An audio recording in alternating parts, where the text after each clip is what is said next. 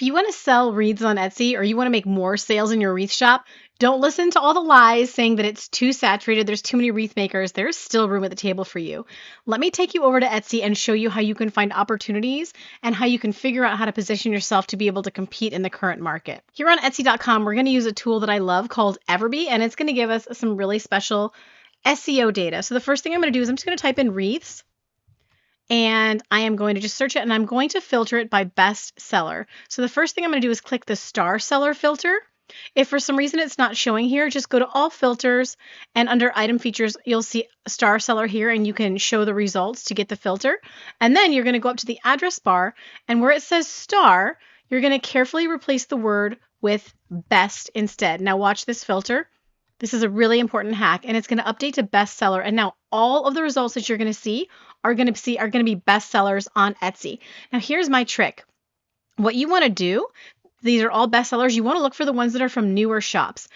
As a rule of thumb, under 1,000 reviews. So here in these parentheses, you can see how many reviews that a shop has. And if it's under 1,000, it's a newer shop, and that's an interesting opportunity. So, even the ads, when you're looking at the best sellers, are good to look at. Typically, when you're looking at Etsy search results for SEO data, you want to skip the ones with ads. But because they are also best sellers, they're still helpful. So this one only has 203 reviews. If we click our little B, I can't live without Everbee. It tells me everything. This listing's been up for 6 months or less. It's sold 163 times, and it's making the seller about $1,800 a month.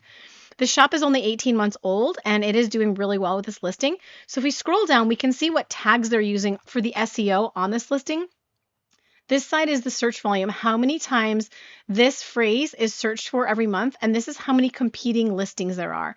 Ideally, if you're using Everbee, you want this to be in the green, so under 4,000 competing listings or less, but I'm pretty excited when I can find something under 10,000. So this right here, dried floral wreath, is a pretty good keyword to use. Same with natural wreath, dried flowers wreath. I'm happiest if it's under 10,000, but I tend to stack my SEO so that at least the first 2/3 of it are like basically 50,000 or less competing listings and definitely have some search volume on it. Here's another one right here.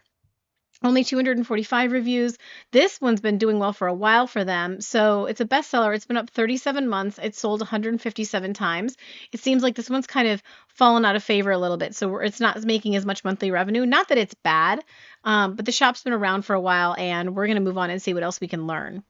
So see, these are all busier shops, but this is a new one. Oh, that's actually going to be a digital file. You know what we can do? We can come back up to filters, and we can tell it to only show us physical products. So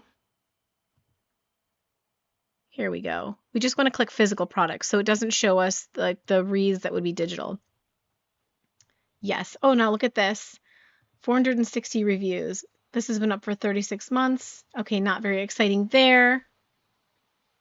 Ooh, look at this. 221 reviews. This has been, oh my gosh. Okay, we have struck gold.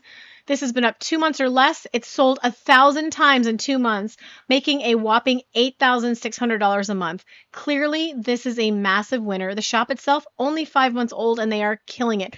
I've just proven that a new wreath maker can totally slay on the Etsy algorithm, on the Etsy platform. It's not just for the OG shops. This one is completely killing it. Let's see what SEO they're using. Okay, so actually these are not great keywords.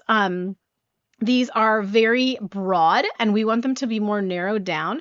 So what I would take away from this is that they are clearly doing a natural looking wreath with a coquette bow, a bread coquette bow, which is very much on trend. So instead, what I would be doing is I would look up, to get the SEO, I would look up other wreaths. I'd probably search like natural wreath or coquette wreath and see what their SEO is and have that help me figure out how I'm going to compete. This one here, it's also a newer shop.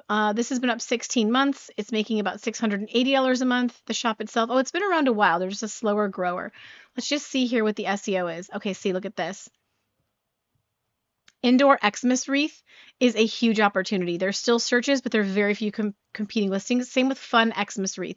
That would be the way for the Christmas season next year that I would work to compete, is using those keywords are really helpful. Let's see if we can find another one. Okay, so here we go. Another kind of coquette theme. It's a very natural looking wreath. It's got a blue bow and it's got these bells. So let's see what's happening here. This has been up for 2 months. It's sold 32 times, making this seller $2,200. The seller has been up for 13 months, and I'm guessing this holiday season has been very fun for them. And here we go. Norfolk pine wreath, excellent keyword. Cascading wreath, another one. Juniper wreath, another one. Cedar wreath, another one. Evergreen wreath. Do you see how these are all in the green? They're under 5,000 competing listings. That is amazing. So what's happening is this wreath, now it's also just on style. It's a beautiful picture. It's a beautiful wreath. It's very on trend with the coquette like feel right there. So what's happening is someone is searching for evergreen wreath because it's not as competitive, or maybe juniper wreath. They are seeing this one and they are loving it, favoriting it, buying it, looking at it. Etsy says, wow, there's a lot of interest on this. Let's go ahead and start showing that under winter wreath, which is more saturated. There's more competing listings, but hey, they like it in the smaller niche. Let's kick it up one. And then from there, oh, we're still getting a lot of attention on this wreath when we use winter wreath. Let's go ahead and put it under Christmas wreath. That is one of the ways that you can get up into the more saturated search terms, is by ranking really well on the lower ones. So we could go on and on. I highly recommend you get Everbee so that you can do this no matter what time of year it is, no matter what kind of wreath you want to create. You can go and look at the best sellers and see, is there something like what you want to design that is doing really well? And are there keywords that are in the green especially, but also maybe some in the yellow that can help you rank? So from there, get great pictures, get your listing with all of the information in it, and you are off to the races. But there is more than enough room at the table for you in the wreath niche on Etsy. You just got to know where to look. If you're new and just coming to Etsy and you want to know exactly how to create a successful shop, get really high quality listings up, and just learn all of the kind of 6-figure secrets that the really big sellers use, I have a course that's for you. It's a beginner course called 6-Figure Secrets to Getting Started on Etsy.